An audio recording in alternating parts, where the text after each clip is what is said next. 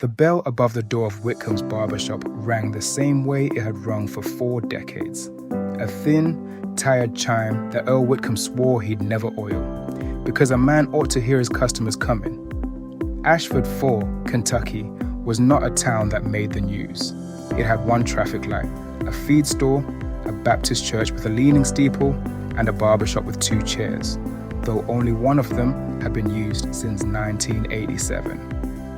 Earl ran the place alone. He had inherited the chair from his father, who had inherited it from his own father. And by the time Earl turned 68, in the spring the story begins, most of the men in Ashford Fork had been getting their hair cut by the same pair of hands since they were boys sitting on a wooden board laid across the armrests because they were too small to reach. Earl charged $4 for a haircut in 1979. By the time he retired, he charged $18. He raised the price exactly 6 times in 41 years, and each time he apologized to the chair before he did it, as if the chair might take offense on behalf of the customers. "Man's got a weed," he'd mutter, sweeping hair into a dustpan that had a bent handle he refused to replace, but he don't got to eat steak. Earl had learned the barber trade the way most boys in Ashford Fork learned anything worth knowing, by standing quietly and watching, until someone finally let them try. His father, Cornelius Whitcomb, had run the same chair through 2 wars and 1 depression, and had told Earl exactly one thing about money that Earl ever repeated to anyone. "Son, the bank don't care how hard you worked for it. It only cares that you keep bringing it back." Earl was 9 years old when he heard that. He didn't understand it until he was nearly 30, standing in a wood-paneled office 2 towns over, signing his name on a form he only half understood. Nobody in Ashford Fork thought much of Earl Whitcomb, not in the way you think much of a man. They liked him. They trusted him with a straight razor at their throats every first Saturday of the month. But if you had asked anyone at the Ashford Fork diner to name the wealthiest man in town, they'd have said Dale Pruitt, who owned the grain elevator, or maybe the Hostickler family, who had 300 acres of soybeans and a combine that cost more than most houses. Nobody would have said the barber. The barber drove a 1994 Ford Ranger with a rust hole shaped like Ohio in the passenger door. The barber wore the same 3 flannel shirts on rotation, laundered every Sunday night. The barber ate lunch out of a dented tin box that had belonged to his father, packed with a sandwich, an apple, and nothing else. Every single day, rain or shine, for as long as anyone could remember. What nobody knew, what nobody had any reason to know, was that Earl Whitcomb had opened a brokerage account in November of 1979. The same autumn, he raised his prices for the first time. He had walked into a small investment office 2 towns over, the kind with wood paneling and a secretary who typed on an actual typewriter, and told the broker he wanted to put money into the whole market, not just one horse. The broker, a young man named Sam Iverson, fresh out of the University of Kentucky, set him up with a low-cost index fund tracking the S&P 500, back when such things were still a fairly new idea that most people distrusted. Earl put in $50 that first month. It sounds like nothing. It was nothing, in a town where the grain elevator turned over more money in an afternoon.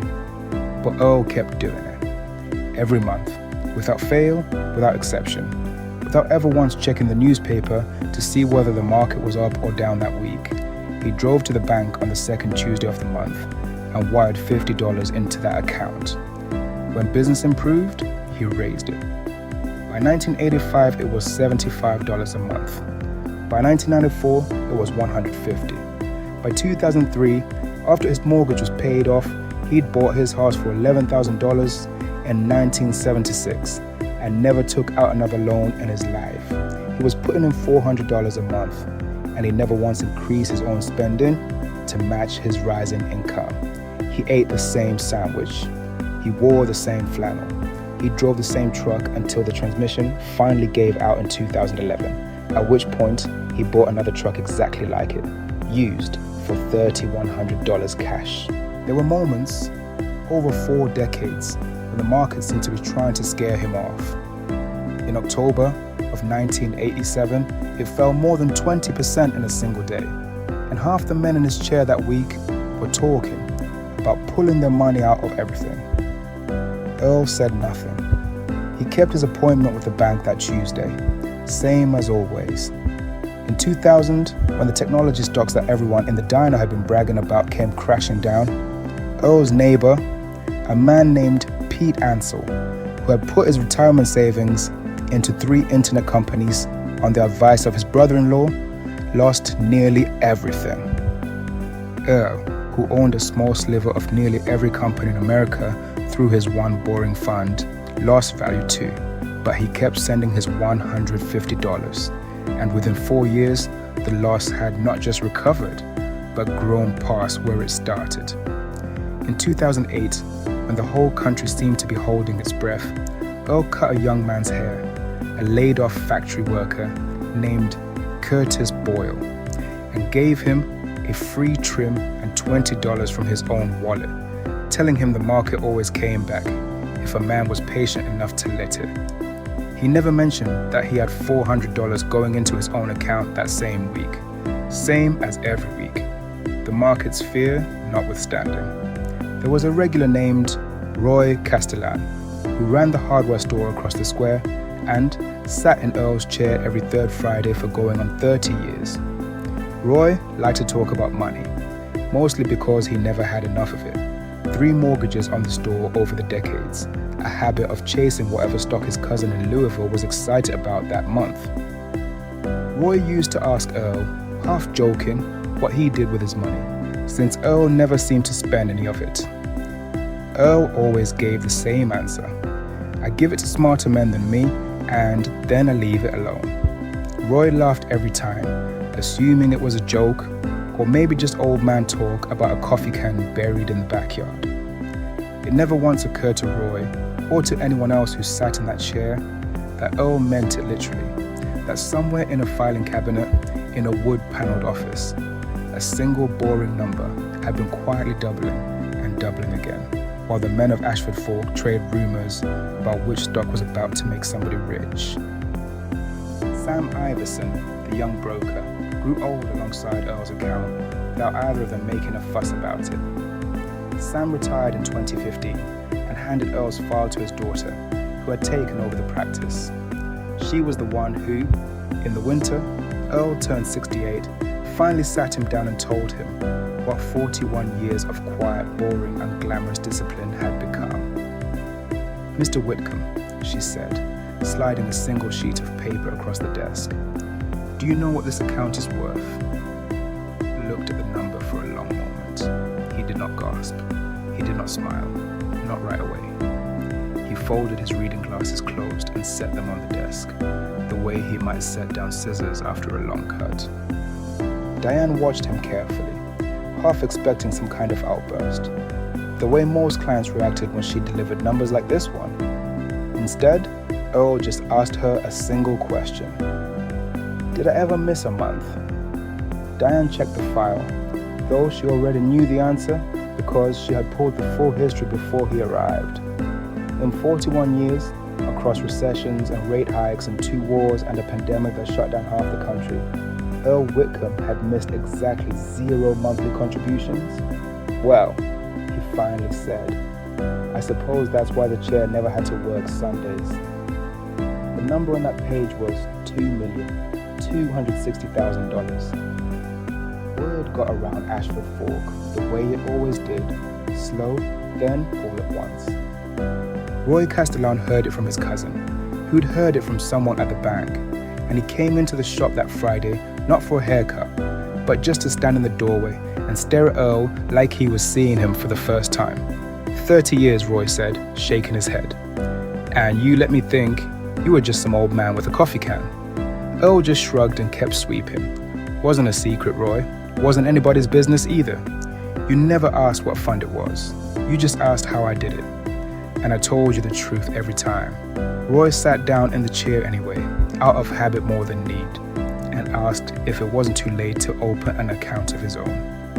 Earl told him it wasn't, and that the best time to start was 30 years ago, and the second best time was that afternoon. He did not quit cutting hair.